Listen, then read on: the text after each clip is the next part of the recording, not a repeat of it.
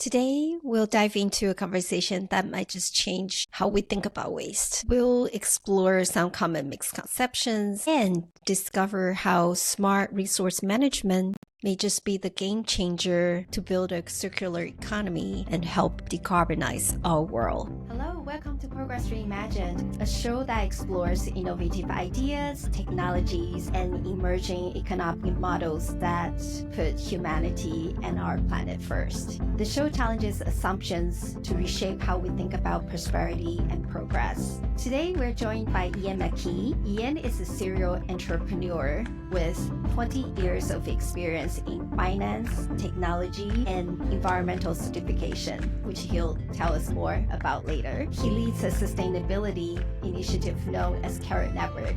So join us for this conversation about reimagining our relationship with resources and creating systems that benefit both people and our planet.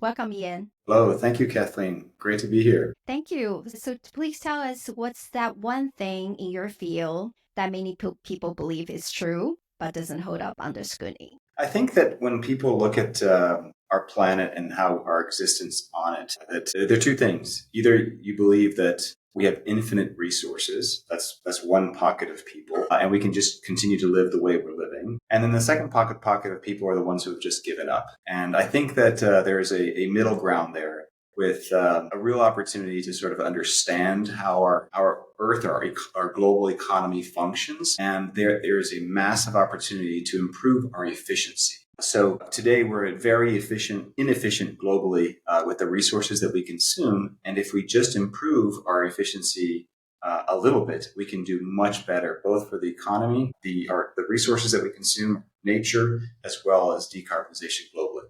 If you speak to, or if you hear to climate specialists and the UN and most of these entities, you go to COP events, climate change events, most of them just don't even factor in the possibility that we can manage our resources better. And so my goal is really to, demonstrate to the world that we can do much better in resource management. And that's going to solve a lot of problems across different countries, geographies, populations, and even generate economic benefit for all. Got it. Yeah, curious to hear more about it. Your mission and vision for the Carrot Network mentioned a circular economy. For those people who are unfamiliar with it, what is a circular economy? And how is it different from the current economic system? Right. So today, the linear economy is basically defined by our situation today, which is essentially we're extracting raw materials from nature, we're making products, consuming products, and then all those products end up in a landfill, in a dump, or in an incinerator. There are different figures for this, but from a global perspective, only about 7% of the resources that we're consuming are actually recycled or reused back into the economy. So this offers an incredible opportunity for us to redesign our products, redesign the way we consume resources, and to be able to recycle or reuse these products back into the economy. The circular economy is essentially that. It's a move from a linear economy that throws everything into the environment, and to basically return that into the economy so that we can continue to use those resources over time. How are some of the current initiative of the in terms of circular economy that are available? I suppose recycling is one. How is Carrot Network different? Right. So there's a thing called the zero waste hierarchy, which essentially talks about how we can reimagine or prioritize the circular economy. And essentially it starts with rethinking how our economy works. It talks about reducing the amount of resources that we actually consume, reusing products and materials, and essentially recycling after that. So recycling is really kind of at the bottom of that pyramid, but it's also the foundation today, because that's where we live today. We can attack this from both angles, right? From the top to the bottom. And the Carrot Network really is really focused on how can we valorize the work of recovering and reusing resources versus dumping, landfilling, and burning. So we need and demonstrate natural capital or circular economy capital in the new market. Today, most of waste management is delegated to municipalities, right? To governments who don't have the resources. They don't have the financial resources. They don't have the people resources, and they don't have the technology. So the problem, or we're tackling the solution in a manner that we can't actually solve this problem. There are many ways that we can address this. I mean, we can always improve infrastructure, 3-bin sorting mechanisms, but even still, if there is not a commitment, or you're not attributing responsibility to the stakeholders involved, there's little buy-in. And little bit buy-in means everything is mixed. And when things are mixed, they end up in a landfill. So we need to rethink this entire space. And that's where, we're working. There are a couple schemes that exist that I can talk about very briefly. So many people are familiar with what's called a pay-as-you-throw. So pay-as-you-throw is instead of you sending, just somebody coming by, a truck coming by and taking all of your waste, you think of a household, but don't think just about households. Think about businesses as well. Businesses are in the same boat as households. You can sort your waste and then pay by the amount of waste that you produce to get it recycled or reused or whatnot, or composted, for example. And the pay-as-you-throw scheme is really great because it's an incentive for you to actually reduce waste creation, waste generation. It makes you work more efficiently because it's a cost to you. So that's kind of an end game. In the end, it should be a utility, just like, you pay your electricity or your phone bill or all these other things. You should pay for how much waste you produce, and hopefully that will make you waste less. On the other hand, there are these ecosystem solutions. One of them is called extended producer responsibility. And extended producer responsibility is really about the companies that are making money by creating products that are put out into the market and become a hazard or a cost to society, environmental cost or financial cost to society. And so the extended producer responsibility programs are hard to implement because there's a lot of political lobbying that happens from the large waste producers to not implement those types of solutions. And extended producer responsibility basically means that a large company, let's talk about a large consumer packaged good company, they are going to invest or pay into a system that's going to help cover the cost of recovering or sorting those materials, making sure that they get back so that they can go back into the economy. And then you prove a percentage of that. I'll give you an example. Let's say Coca-Cola in Brazil. Coca-Cola generates 100 tons of plastic waste. They have to prove that they're contributing financially to recovering 22% of that waste. The other stakeholders along the supply chain, from the sourcing of the material all the way to the producer, which in this case is Coca-Cola, each one of them are putting in some capital to help cover that waste. These schemes are the future. So in my view, every municipality everywhere on the planet in 5 years should probably have an EPR program in place in that municipality. And that's going to put a lot of capital into this market. The problem with that is, though, if you don't have technology to track responsibility across supply chains and certify the reintroduction of these materials into the economy, then you really have a lot of room for nonsense happening in the market and basically money being thrown around in a way that's not very efficient. And so as Carrot, we enable logistics service providers who are doing the tracking and the tracing across supply chains to incentivize high quality data production, identification of the stakeholders involved, and then Carrot comes in to do the certification of that waste mass being recovered and being recycled.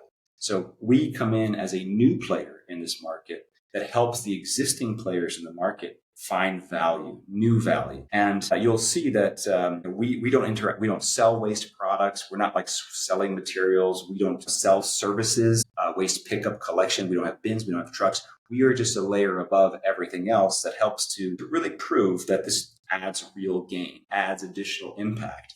And then we can help the EPR programs that are looking for products to prove that these companies are acting properly, to be able to prove that. And so they then are purchasing recycling credits and even carbon credits from the certification system that help fund the ecosystem, help distribute rewards across the supply chains, and engages everybody to get involved. That's where Carrot fits in. That sounds fascinating. It's something that I have not heard before. How do you ensure the integrity of this verification system? How does Carrot ensure that? Because it sounds very challenging. Yeah, yeah. No, it is challenging, but at the same time, if you've been at it for a bunch of years, if you look at the data, if you are working in the field, you grow. I've grown very comfortable with the process, and it's an evolutionary process over the years that we're going to go through as a society in general, but it must happen. And so, a couple of factors that I'd like to bring up here. The first one is that the existing products in the market today. If you look at the voluntary carbon market, if you look at the EPR programs, they are incredibly have very little integrity in those markets because there's no digitization. So first, we have to incentivize digitization across supply chains. And so the mechanism to do that is to create a financial reward system that benefits the good actor and penalizes the bad actors. And so since everybody is connected through this reward system, what we do is when we identify a bad actor, we then are able to block those IDs, or those, we call them mass IDs, but we block the ability of these mass IDs that were codified and tracked along the supply chain to enter into credits. And so when we do that, we are actually penalizing everybody associated with that bad actor. And so that creates basically social capital, business capital. That is very important. And a user will simply switch from their existing service provider to another one that has better credibility. So that's one piece. That's the mechanism through which we can introduce through digitization. The other one is the incentivization of digitization itself. So you'll find that a lot of supply chains today, they don't do any tracking. They don't record the waste pickup. They're not weighing the waste. They're not identifying the waste. They're not properly sorting waste, identifying that sort of sortation. So we work very carefully in incentivizing that digitization by actually the reward system as well. So by retaining the rewards from stakeholders that aren't getting to the source of waste creation, the household, the business, by not distributing fully the rewards to those stakeholders, we're actually incentivizing them to make sure that they identify the waste generator and that they weigh the waste at the source. And so the circular economy, we talk about the circular economy. If you don't sort waste at the source where it is created, when a product becomes waste, then what happens is you mix waste. And when you mix waste, it just becomes too expensive to clean, to sort later. We talk about these fancy machines. We talk about AI for sortation. That's all very much needed, but that has a very minor impact on the overall impact if we actually sort waste properly at the source. That's where it really happens. And let's remember, 50% of global waste is organic waste. And organic waste, when it's mixed with recyclables, it contaminates everything, and then we're done. We have no chance of actually having a clean waste stream. So the key really is getting to the source of waste creation and creating incentives for the waste generator to properly sort. And EPR programs today, no EPR program in the world identifies the waste generator because they don't do supply chain tracking and chain of custody. So it's really important that we are able to do that. And how do we actually do that, Kathleen? Just to kind of answer your question a little more precisely.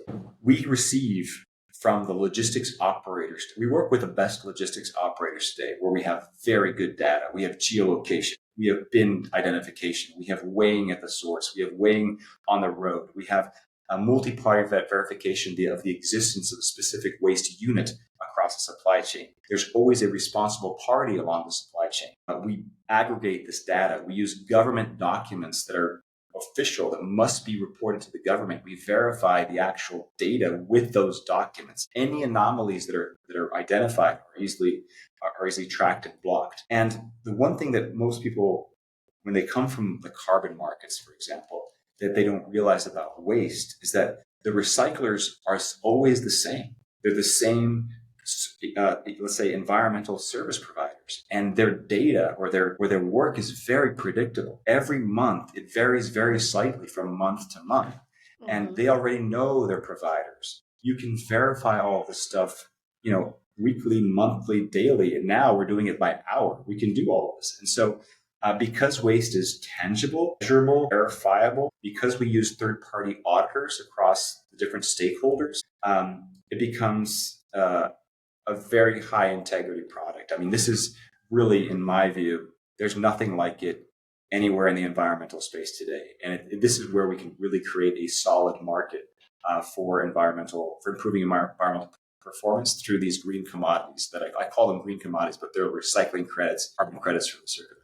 I had a look at your white paper, not entirely, but two things really stood out to me. One is the market value of the waste to energy market, which is projected to reach $50 billion by 2027. That's a huge market. And the other one is the description of waste. I really like how he says, quote, waste is nothing more than evidence of an economy's inefficiency with regard to resource management, unquote. I like how it's framed waste as an opportunity, and because no one ever thought about trash as opportunity, right? Or no one ever thought about weighing your waste. I guess people started to become more aware of their impact in the world. Curious how you're thinking about kind of connecting the two, just connecting that opportunity with waste. Yeah, so waste to energy is a real problem. It's interesting because when you have an existing system, and that system basically is pick up waste, haul it to a specific place, and solve my problem, make it disappear. It's very easy to put an incinerator there in a place of a landfill. And then your excuse for that is, hey, I'm going to generate some energy out of burning this stuff, right? And by the way, we, or taxpayers, are paying. So you're still paying the same value as a taxpayer to that, but then they're generating the energy and they're selling that energy as like a benefit. They're selling it as a benefit, but making money off of that. So if you actually do the economics of the whole process, it's incredibly inefficient. Okay, it's really, really inefficient. So waste to energy is really on the way out. Unfortunately, I say that it's on the way out from an intellectual perspective. But and that's happening really in Europe. So Europe is really the waste to energy capital of the world. Then it moved across the United States and into Asia. What's happening is now that they're starting to push back against waste to energy, those waste to energy entities are now spreading around the world to developing countries. And so it's just the easiest thing to convince a politician, hey, listen, you got a problem here, just put an incinerator next to a landfill and you've got your problem solved. Because they can't imagine a circular. And a circular economy is just, nobody believes that it is possible. And so we are out there to prove that it is, yes, possible. We have proven that it is possible. And it's really about getting the incentives and the economics in place to make it happen, to sort waste properly and get it to the right place. So, yeah, so you mentioned that, the issue about waste being a measure of inefficiency. And it is exactly that. Our inability to connect and get together to sort waste properly and then fund the supply chains or the reverse logistics of these waste mass to get back into the industry in a way that it can be reutilized. And so it is. In my opinion, it's a great opportunity. The problem, there are market dynamics in play that make it very difficult to do so.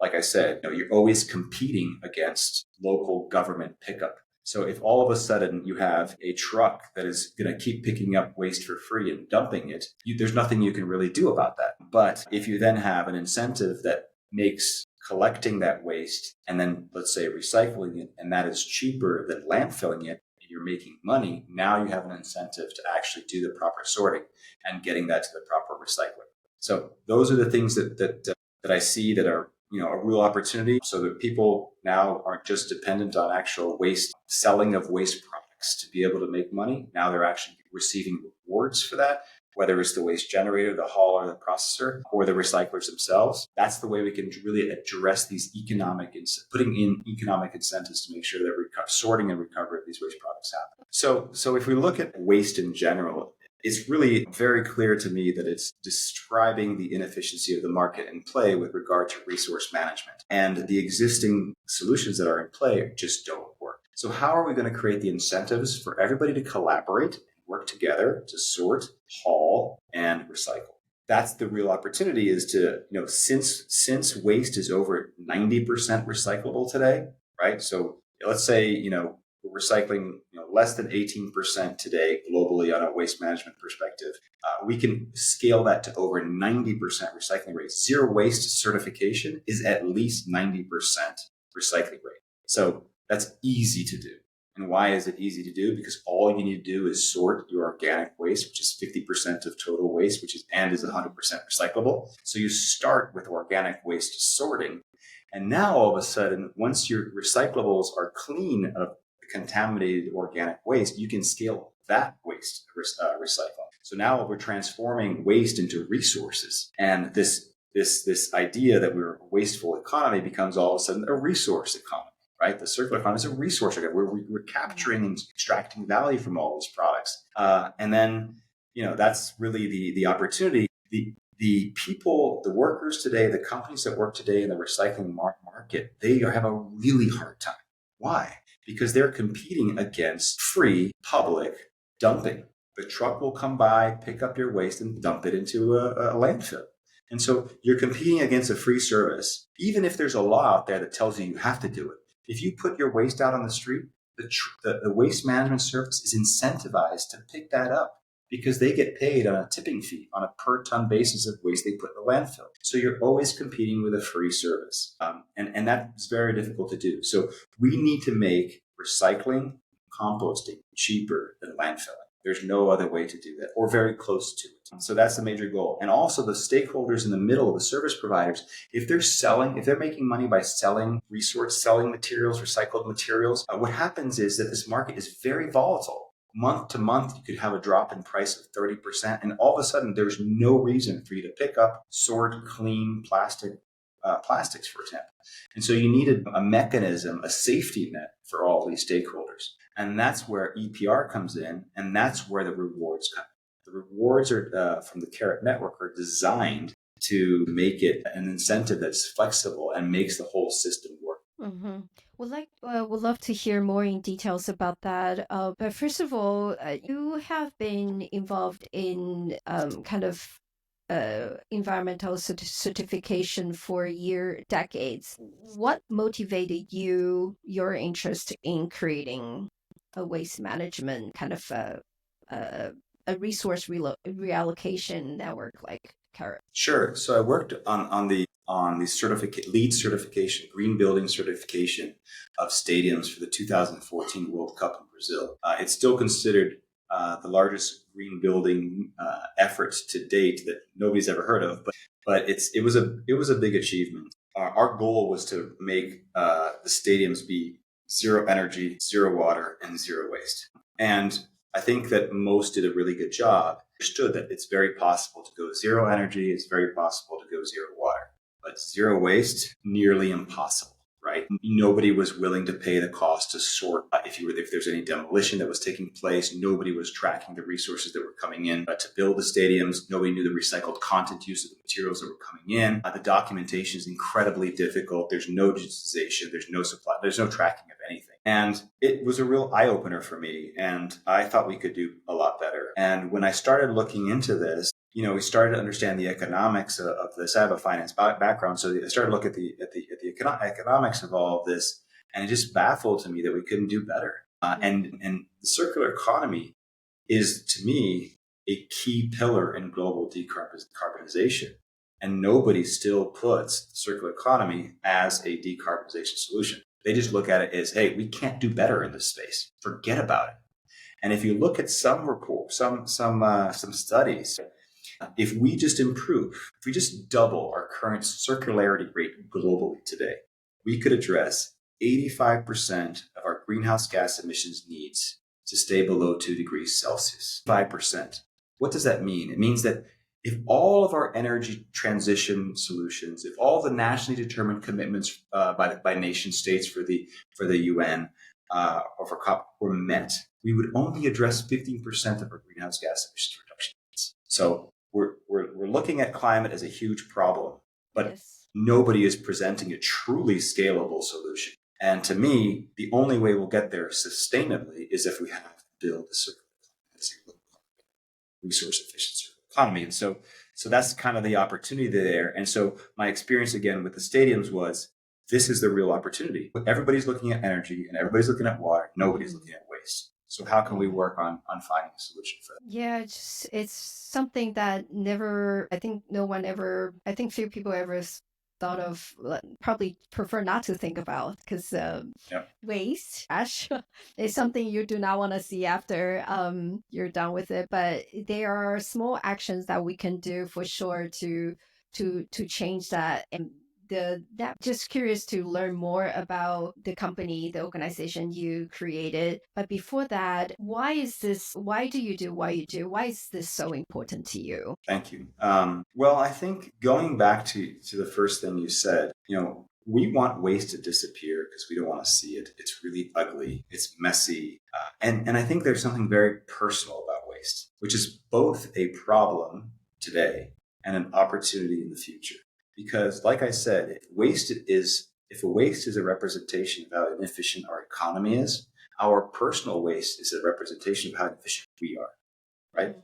And so it's very personal, and it makes us uncomfortable. And I just want it to disappear, and I don't want to think about it. I think that our lives have been built to sort of just ignore it, and that will be a happier life. And I think the opposite. I think the absolute opposite. And I think this comes from an experience that I had with my grandfather, who lived in I wouldn't call it a farm, but basically like this property that didn't have waste pickup. And when I was a child, and he put me to work a lot on his property, the happiest day of the week was dump day on Sundays, when we would throw the recyclables in the back of a trunk of a car, and we would have to drive to the dump. It was a dump as well, but actually there was recycling there. And when we did that, we would sort my brother and I, we would sort our waste, and we would get some quarters back. With those quarters, we would then stop on the way home at a gas station and buy a baseball card that we would then, have kind of a fun by getting these baseball cards. And it was really it was a wonderful experience. My grandfather's a Harvard graduated World War II vet. And at the same time, here he is doing composting on his location. We drive to the dump, and it's, people think, when I say these things, people are like, nobody is going to put stuff in their car and drive it to recycle. Nobody's going to do it. You're insane. And I'm like, well, maybe not. Maybe if there's some reward at the other end, maybe if this is something that you can do with your grandkids or your children, and you can teach them about how the world functions. What if we redesigned this whole system and this whole experience so that it is wonderful? And through technology, now that we're connecting everybody, all these stakeholders, now you're not alone. Waste is personal, but there are other people out there that care about this and who are participating, and they're going to do the sorting, and they're going to, and we don't really have much of a choice too. At one point, there's no more place to put these landfills, and you can't burn it, because if you burn it, you send greenhouse gas emissions up into the atmosphere, and then what are you going to do? So you just kind of like reverse logic this into our current reality, which is just, let's get going together. Let's work together and just do our part. If everybody does their part, we can do a really good job. And just around the world, if you're in a household, if you are at work in some office in a major urban area, your waste is going to a landfill. That should really bother you, right? Mm-hmm. It should really, really bother us. And we can do some of this work we can do by ourselves, and other work we have to leave to service providers to do so. So we have to create the infrastructure in place for us to be able to do this. And today, most of that infrastructure doesn't exist in most places around the world. Yeah, that's so true. I mean, it must be challenging to create something new that no one's really thought of before. So what are some of the challenges you're facing? And at the same time, what are some of the positive signs that you have seen? Yeah. An ecosystem solution is very difficult because it involves multiple different stakeholders doing their part. Mm. And that translates to technology into sort of platform solutions. A platform is how, you usually have to get multiple parties to see value, to do something, to then create value between those stakeholders. Very difficult to do. And in this space, you also have the physical world. People think about waste in the physical world sense. And we're creating something that's completely in the cloud. Right? So we're creating a new way to track resources. We're creating a new way to audit and verify and certify recycling reuse. And we're also creating a marketplace on top of this for all these environmental assets that can then generate rewards for all the stakeholders involved. involved. It has local governance, which we can get into later. But you have to create a new ecosystem solution. Very difficult to do, which is why, in one way, why I wanted to do it. But at the same time, it puts us in a tough situation, and we've been doing this for years. We're hopefully right at the moment where we're turning a strong curve to the upward direction, but it is very difficult to do. And I think that the goal really is to work with who wants to work with you and to understand how the market is going to be created. And let me kind of go into this a little bit. So our market is a demand side network. And what that means is you have two sides of a network. On one side, you have all the environmental workers. You have the haulers, the processors, the recyclers. You have the methodology authors from universities. You got methodology developers. You got auditors. You got all these stakeholders involved. There is unlimited amount of waste that is created every day all over the world. And that will continue to be the case in a very efficient circular economy. We're going to be continuing to generate waste. We just got to get it to the right place. This side of the network, there's 100% supply here. It's unlimited. It's infinite. What we need now is to focus on the demand side. Okay, the demand side is the buyers of the credits. So we need EPR programs to pop up all over the world where the companies and the users and the people, organizations are buying credits. That drives the resources that are necessary to make the supply side of it. Like I said, we have so much supply, we can't even handle it at the moment. Right. But to be able to really make the network function, what we need is the buyer to come in on the buy side, and then it's completely scalable. So that's what we need today. We need the legislation on extended producer responsibility that makes the companies responsible for the waste they produce to drive some capital back into the market, and it makes all the recycling possible. That's why we sit at that specific layer that verifies value, brings the buyer in.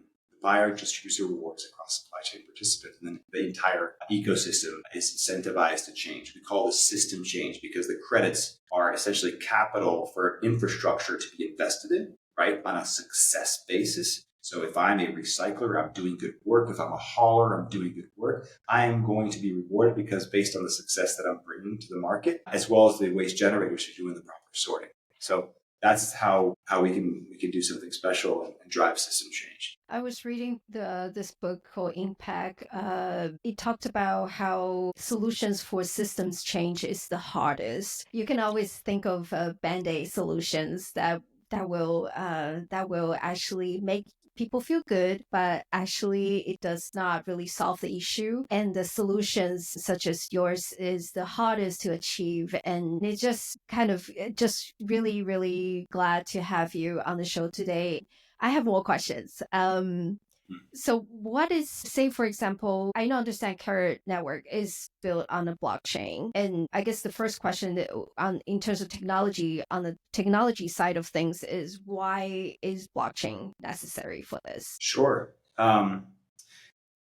Yes. So system change requires a couple things. It requires that you work as a community and there's buy-in from multiple stakeholders into that community.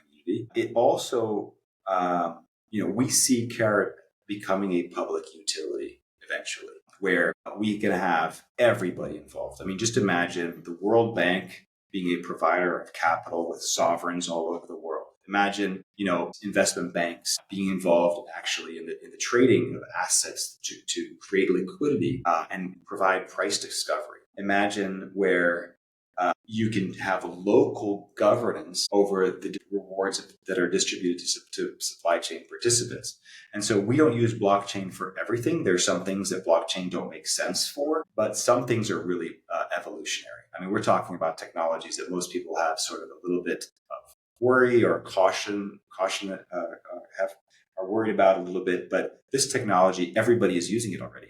All of the banks use blockchain technology today. Most of the major industrial companies are using blockchain. It's just how we use the blockchain that matters. So to us, if we're going to become a global public utility eventually, we need to use certain things to make everybody build trust. And that trust is essentially, you need to have transparency, across supply chains. You need to have transparency in rewards distribution.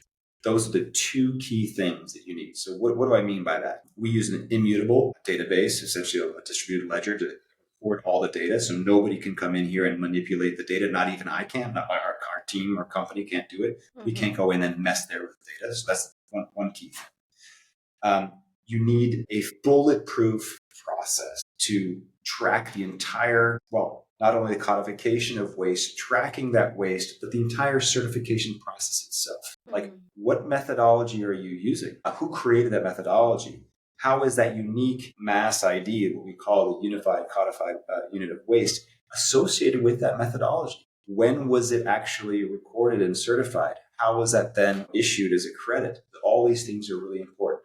On the other hand, then for the buy side, what's the major problem in EPR schemes and the carbon markets today is that usually you buy a credit and it goes to an intermediary, and then you have no idea where the money went, or if the money went actually to the ecosystem. And so if we're not using next gen technology for financial traceability, we're never going to be able to do it.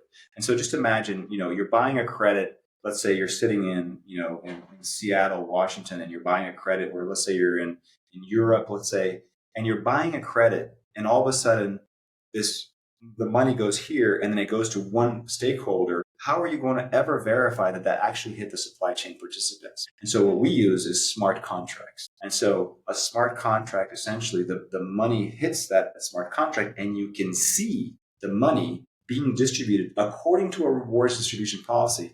But you can see we use stable coins, but we see those digital dollars actually hitting the wallets of each one of the participants across the supply chain. And forever, you will have that data.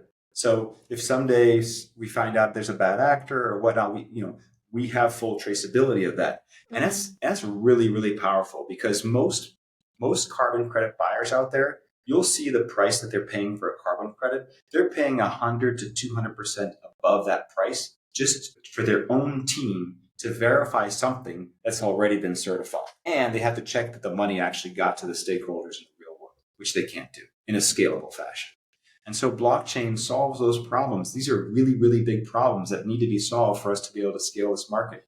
That's what we're using it for. I see. Speaking about... By the way, sorry for the interruption, just to complete the thought, because I think this is important. Yes, please. So think about this. We were talking about the circular economy and the circular economy economics. And so let me give you an example. Say that I'm a hauler or a picker, let's say, in Brazil, right? Well, maybe that hauler needs to receive 30% of the rewards in Brazil to make it financially interesting for that participant to do the work of actually participating in the market. Well, maybe in Nigeria or in the Philippines, that percentage should be 40% or even 50%, because that's what's necessary for that market to work. And so by using smart contracts that can be tailored to each market, the whole market can look at that and say, hey, my rewards is going to be this if I participate in this ecosystem. And unless there's a new vote on what that smart contract, the rewards distribution policy is going to be in the future, I now have confidence that if I do my work, I'm going to receive this percentage. And the second piece to this is I need to know what the price of the credit is going to be roughly to see how much I'm actually going to earn. So we are trying to solve those problems. And that way, I think we can really create this thing that you were talking about earlier, which is really, system change is very hard to solve. But if we have the right stakeholders initially, this becomes a flywheel that becomes unstoppable all over the world. That's our goal, is to create the infrastructure that's necessary. And you need blockchain for some of those things. But that's how we aim to drive system change. You mentioned earlier about buyer side, that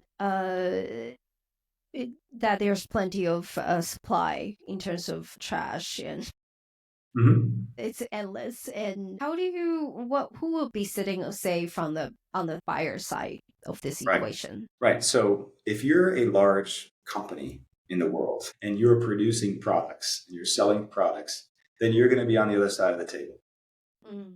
It's the most efficient way. It's a business-friendly way for you to invest in de-wasting and decarbonization, the most efficient way. If you look at the way the world is working today, you'll have consumer packaged good companies actually buying machines, recycling equipment trucks and bins and importing it from all over the world and setting that up locally. And now what used to be a consumer packaged good company, for example, they're now involved directly in the logistics. And what they're doing is, hey, I put in $10 million or even $100 million of equipment in the economy. Can I please be excused? Right? Because I put all this money in. And people are like, okay, yeah, that sounds tangible. But really, are you changing the incentive mechanisms for the waste to arrive at those facilities in a clean way? You're not. And so it's just a way of companies, putting money and getting a pass when it's not very efficient. There was, the discussion of, in our first episode, we talked about fast fashion and how that's generate a lot of waste. And it seems like there's no end to this problem, right? But when you think about the producer, if they're manufacturers, if they are actually held responsible for the products they generate, then this automatically becomes a wiser, a kind of a better approach to the environment and our resources as well. Yeah. So the way I see this is you need to put a price on waste. Just like people are trying to put a price on carbon, you need to put a price on waste. And it's really about the EPR programs that need to be put in place. And so if you are a company and you're a clothing manufacturer and all of this material can't be recycled, then it's going to end up in the Atacama Desert in Chile. Well, I got to do a better job because, either they're going to be, there are going to be fines on trying to deal with that, or there's going to be a price on this eventually put on it, and they're going to have to change. And that's the only way you change is by you got to make it economically, an incentive economically for them to make products that are more durable, A, and B, that can be recycled afterwards. And they have a clear way of being recycled. And I don't really have we need to find a middle ground between better resource use, waste to better resource use, to then talk about reduction. So we're not going to change companies by just telling them to sell less. It's just not going to happen. Right. But you can tell companies, hey, make better products, make your products returnable even so that they can be recycled. Change the business model from a sort of a product model to a product as a service model, right? This is not just for the textiles, this is for other industries, but you transform product uses into service use where you recover these materials. That's a reuse economy, right? The recovery economy. And then we deal with the recycling piece kind of after that. But if the products are recyclable, then we're in good shape, right? Then we need to find a bridge. We need to find a middle ground where the businesses can find a friendly way to do this. And it really addresses a key concern, which is greenwashing, right? Yes. If we're talking, most of the companies are getting more. They're getting more value out of making a very small, insignificant project and communicating it with very loud megaphones. That's greenwashing. Of course, it's greenwashing. If you're addressing less than 1% of 1% of the waste that you produce or the carbon that you're generating, then you are greenwashing. If carbon credits and recycling credits are too cheap, that's greenwashing. Because you have a license to pollute. You're buying a small amount of credits at a very cheap price. And then what are you going to do? You're going to tell everybody that you've decarbonized or reduced your waste footprint. But actually, it's so cheap to do so. It's really not worth anything. It's just greenwashing. So we need to set new parameters for this market, right? We need a floor price on waste, on these recycling credits. We need a floor price on carbon. These are things that must happen for us to create a high integrity market in the future. And very few people are actually discussing this. You will see a massive price discrepancy all over the world, even on recycling credits. You can have recycling credits that are worth $10 a ton in one country. And then in the UK, for example, you have plastic at 250 pounds per ton, right? So there's how do you really create something a market that's going to make sense for everything? So that's kind of, the thing that we see that we need to fix in this market. Mm-hmm.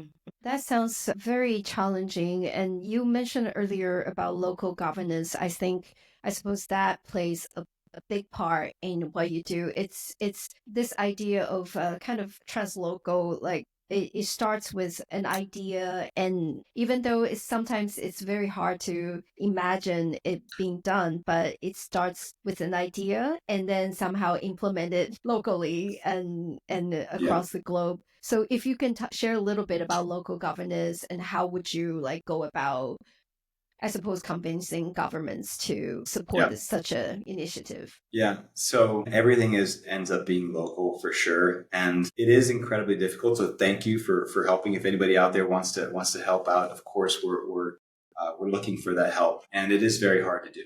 The thing that I will say about this is that we believe in a market, a private market for recycling services and recovery services, being born and growing next to public solutions. So it doesn't mean like all of a sudden the public solution is going to just end, but the burden on waste, the waste is a huge burden on municipalities. It's usually it depends on the level of development of the country, but the lower the development level, the higher the waste is in the order of the budget cost. So for example, there are many developing countries where waste is number one, right? It's ahead of security, education, health. All these things are secondary to waste, which shows you how important waste management is, but it's very expensive, right? And mid-development countries is still second, third, or fourth item in the budget. So what we're finding is that most municipalities are incredibly receptive to finding a solution. I see. In most cases, people talk about corruption and all these problems. To me, that's just an excuse, really. That exists. We know it exists in some places, but if we create a market for everybody where we get the private sector really involved, it's a huge job generator, massive job generator. It's probably the biggest green job generator of any industry anywhere in the world. Because today, dumping doesn't produce any jobs, right? But sorting, hauling, recycling, remanufacture, reuse, refurbishment, all these things generate a lot of jobs, over 400 jobs per ton when compared to a job in a landfill, an informal job in a landfill. So it's really a massive job producer. And what you see is like when you lay these things out, there's really no more issue. It's just about getting the technology out there and getting the buyers to come in to buy this, get the flywheel rolling, and all of a sudden we're going to be seeing changes at a local level very quickly. And we are still at the stage where there's little to nothing. And hopefully tomorrow there's a little bit more, and then soon, the wheel starts to roll, and we'll be successful. Our mandate, Kathleen. I mean, people talk about a North Star for any organization. Our North Star is to be the largest distributor of rewards for environmental workers in the world. That's what we want to do. We believe that that's the only way that we can actually scale globally, is to get rewards out there to people to incentivize system change. And so, I think the circular economy is the perfect vehicle to do that. How do you see the global climate kind of funding coming to a circular economy? Kind of how would that work? I have a background. I used to work for many years on a trading desk at Goldman Sachs in New York for a long time, and new technologies are arising, like liquidity pools, that are really going to be absolute game changers for climate finance. And the reason why I say that is that it's just a next level technology that enables and solves a problem for all the participants in these markets, which is basically de-risking their participation. So let me just give you a quick example. There are three major players involved in funding and providing environmental work across the circular economy or even decarbonization globally, right? You have the finance providers, you have the money that comes into this ecosystem, you have the project developers, you have the actual, let's say, recycling workers in the real world who are doing all this important. They're the ones who are producing recycling credits, they're producing carbon credits. They need to have a market where they can sell their products into. Today, there's no clarity about if anybody's going to buy their product and what the price or what they're going to get for it, what the price of a carbon credit is going to be, or the price of a recycling credit is going to be. And on the last side, the third side, you have the buyers of the credits. The buyers of the credits, they're the ones who usually are funding projects. They're the ones who are out there buying these credits and then and basically taking on the environmental claims of what they did. Well, that's great, but there's a real risk from the buyer side. So if you're a Microsoft, a Coca-Cola, you're buying a credit today from a specific project, and there's project risk associated with that. And so if something happens to the project, they're going to be claimed, they're going to say, somebody's going to say that they're doing greenwashing because that project produced fake results or whatnot. So what they really need is to de-risk actual project exposure. In the same way today, when you look at the World Bank, when you look at the sovereign funds, they have a very hard time putting money into climate finance and into the circular economy, because the only way to do that is to invest directly in a project. Okay. And to track the KPIs for sustainability linked bonds or green bonds is very difficult to do. So the future of this market, the way I see it, is through liquidity pools, which is basically a blockchain enabled marketplace. The World Bank and the sovereign funds and even the investment banks can put money into this pool. And what they're doing is they're earning a percentage of the trading fees that happen in that pool. And they're able to create liquidity out of nothing. They create liquidity for specific types of products. And then someday when they can leave the liquidity pool, and they will just take the earnings and the fees, the trading fees that were generated. So that's a great way to create a market out of nothing. And then you have the recycling credits. You have an automatic buyer from the liquidity pool itself. So now if you're a recycler in the Amazon jungle or in in Africa or wherever in the world, you now know that if you generate these credits, you're going to have a buyer on the other side. And that buyer is going to take your credits and you're going to receive your rewards at the price that market is giving you. And lastly, again, going back to the credit buyer, which is going to be the Coca-Colas, the Microsofts, and the CPGs around the world. Now they're buying these credits that have no project exposure because they're commodities, and they're buying them and retiring them.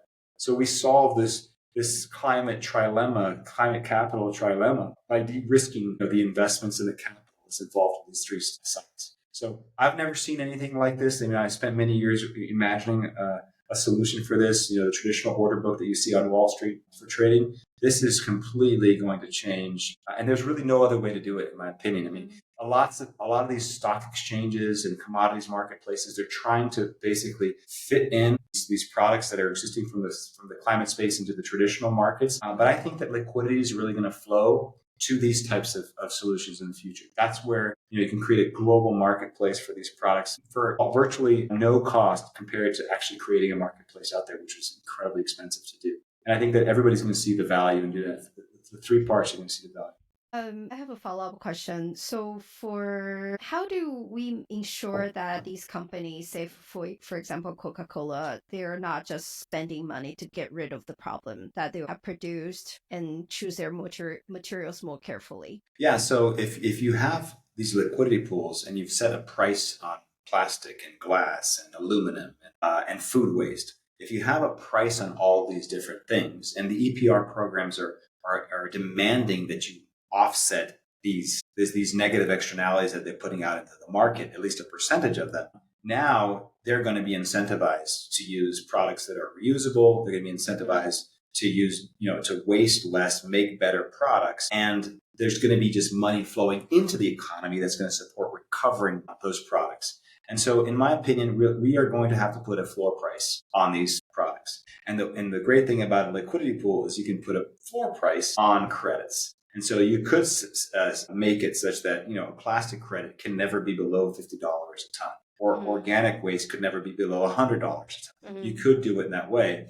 And so in that regard, if you're participating in this market, this high integrity, that there's a floor price on these credits, and the greenwashing claims and the greenwashing issues are gone. And I think that the companies are going to realize that this is the best way forward for them. They don't have to get directly involved in the supply chains and buying equipment and trying to organize. They're just going to be part of an ecosystem that's buying these credits and supporting the entire economy, the entire circular economy, to get these materials back in. And you mentioned in our earlier discussion prior to this conversation about organic waste and how it's beneficial. It completes a circular kind of cycle. Can you share a little bit about that? How organic waste can actually turn into something that's really, really good for our environment? Yeah. So most people don't know, we've talked about the circular economy before, but the circular economy was actually two cycles, two independent cycles. There's the biological cycle, which is anything that comes from the ground must go back into the ground. So food, green waste, the trees that grow, the grass clippings, anything that is organic is 100% recyclable. And we need to compost that because the resulting product that comes from composting, it actually is used to regenerate our topsoil, which is highly degraded. So a lot of people say that our climate problems are secondary to our future food problems, which are a topsoil problem. And topsoil is very difficult to fix. And today, when you look at fertilizers and pesticides and everything that we put in the soil, it's really bad. It's a serious problem. And so we need to close the loop on the biological cycle. For those who are familiar with the circular economy, it's called there's a diagram called the butterfly diagram. And so the butterfly diagram is the biological cycle on one side and the technical cycle on the other side. And for the technical cycle to work, you need to get the organic cycle to work. And so we need to sort food waste and organic waste. We must do it in every location, everywhere in the world to be able to create a circular economy. That's why we've been so focused on organic waste and food waste, because that's 50% of global waste and it's 100% recyclable. And it solves the entire other side of let's say, the butterfly, which is the technical side. And I think that's really, the carbon benefit of this is huge because you're reducing methane emissions at landfills. And the other massive, massive opportunity is all the biological products that we can produce in the future, right? We can actually, composting is a hack of nature. We're hacking nature to our benefit because composting doesn't happen naturally. But we can use the microorganisms to break stuff down. And now we can produce things, materials and products that we can, compostable materials that we can use, that can supplant, let's say, plastics and other things that we use that now can become organic and we can use. So that industry is going to be really, really exciting to see once we get the infrastructure in place to recover these materials and biologically treat them. I suppose composing once upon a time way back, it was a natural thing, but not anymore because we like to keep our home clean. Yeah. And the thing is, I think about my grandfather who used to do composting. If you don't compost, it stinks. And it generates all these kinds of problems, right? Bugs and vectors. It's a real problem. Organic waste, if not properly treated, is a problem. And so everybody, because you didn't have hauling of waste in the past, you used to have to do something about it, right? So, obviously you're going to do some kind of work to be able to reduce the smell and the contamination that comes from waste. So I guess I was going to ask you what advice do you have for those who wanting to kind of reimagine progress in terms of waste management and recycling, what kind of small steps they can take? I suppose composting is one. What are some of the things that they can do? Check out Carrot Network. Yeah. So, for anybody who is action driven and wants to sort of be comfortable with the ways that they produce and finding solutions, it's really about just know what you're producing first and try to solve that problem and don't just let it disappear and forget about it. I think life is good. That's kind of like the first step. The second one is if you do composting and you don't want to pay for it, you can perfectly well do it in some space that you might have, some open space if you have it. Like you have a house, you can do composting. But if you don't, then wouldn't it be right and okay to pay for professional composting services? I mean, it's not expensive usually. Not everybody can pay for it, but more people can pay for composting than they can pay for solar panels or electric vehicles, right? So you can do your little piece. And remember, the waste that goes into an incinerator or goes to a landfill, we're talking about methane emissions, top priority, potent greenhouse gas. We can avoid this very easily. So that's the thing. And then the other thing is really just understand what you're producing, and is there a better way to solve this? Is it that terrible to sort your glass and to take it to a dedicated glass bin that can take that? Glass is 100% recyclable, eternally recyclable. right? Most places in the world, it ends up in a dump, right? That's just think about that. That's just Right. it's crazy, right? And so it's really about that. And in terms of like what we're doing, Yes. I invite you to come on our website, so carrot.eco, ECO. I invite you to read our white paper if you really kind of want to get into the nitty gritties of how we can drive system change. It's very complex. You need to sort of understand problem solution. You need to understand EPR and pay as you throw. These are market dynamics, how Carrot can solve from a technology perspective, work with these different, working to benefit and scale these schemes so that we can get producers involved. And then they become the buyers of these credits, which then drive incentives to drive behavior change. So that's more about the white paper. And just be open to new ideas. Purchasing credits is a really good way of, if you're a company, let's just talk about companies.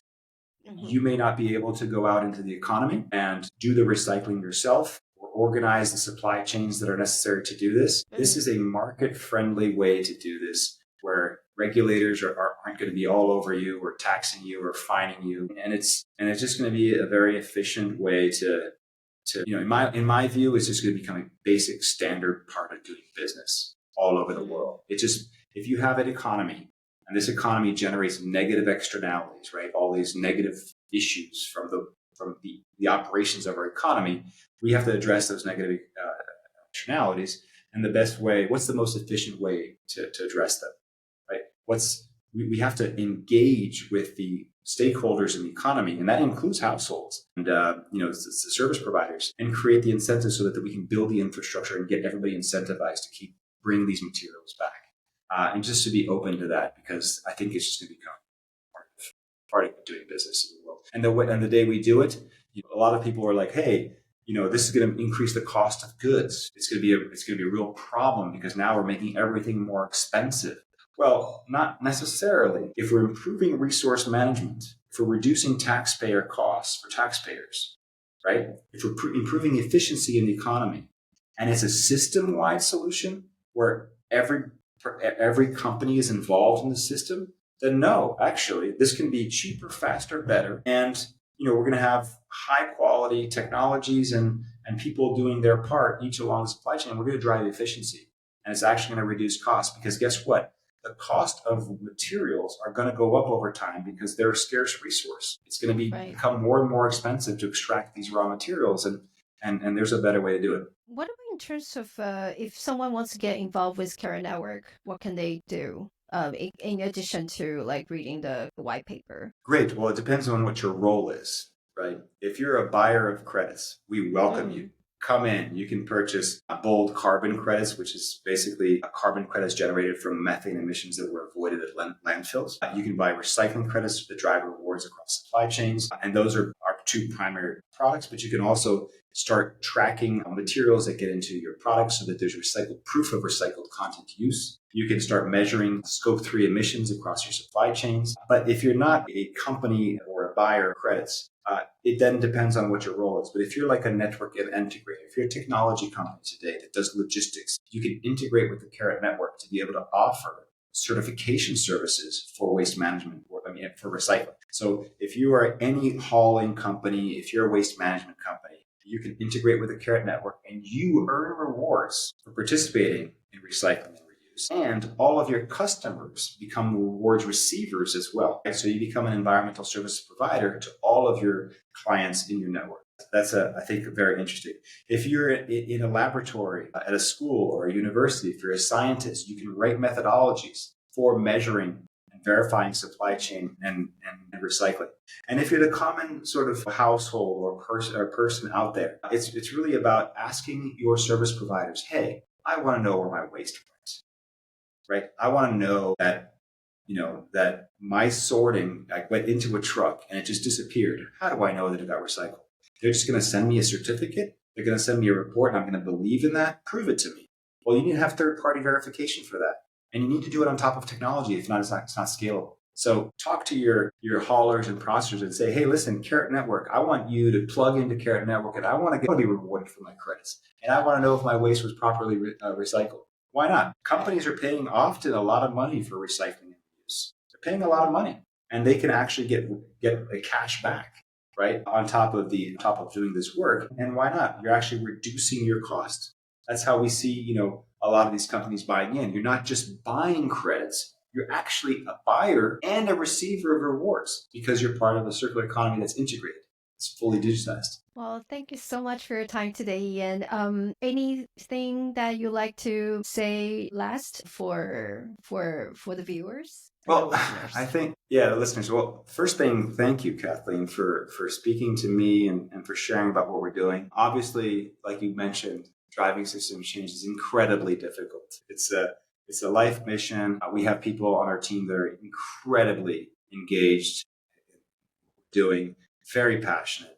We've got very good people, but of course we need help. So if you want to help, then reach out to me either on LinkedIn or send me a message on our website. I would love to speak about that. We're always looking for capital. We're looking for new buyers. And again, like also if anybody wants to talk about this some more, happy to also engage and share more about this, because a lot of our work is really communicating the size of the problem, but also the size of the opportunity. We look at the future, and I have 2 little children, and everything around me says, hey, we have a serious problem. How do we create an abundant future that is just more efficient? And efficiency is kind of like what I'm looking for, and we can do so much better. And it's not going to be that hard to do so. I just think that the circular economy is our best path forward to do that. So thank you, Kathleen, and anybody else out there who's listening.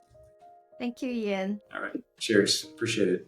As we wrap up our chat today, I'm inspired by Ian's vision. Waste isn't just trash. It's untapped resources waiting to be harnessed. Ian and his team are paving the way for a new market, a new ecosystem, leading us toward a circular economy where resources can retain their value. What we've discussed today isn't just some improvement of the current system. It's a new paradigm of how we think about resources and value. Transitioning from our current linear economy to a circular one will take bold ideas, actions, and determination. By tracking and valuing materials properly, we can generate economic benefits and tackle some of the climate challenges that we face today. Thank you for joining Progress Reimagined. If today's conversation resonated with you, please share it with others. I'm Kathleen Chu. See you next time.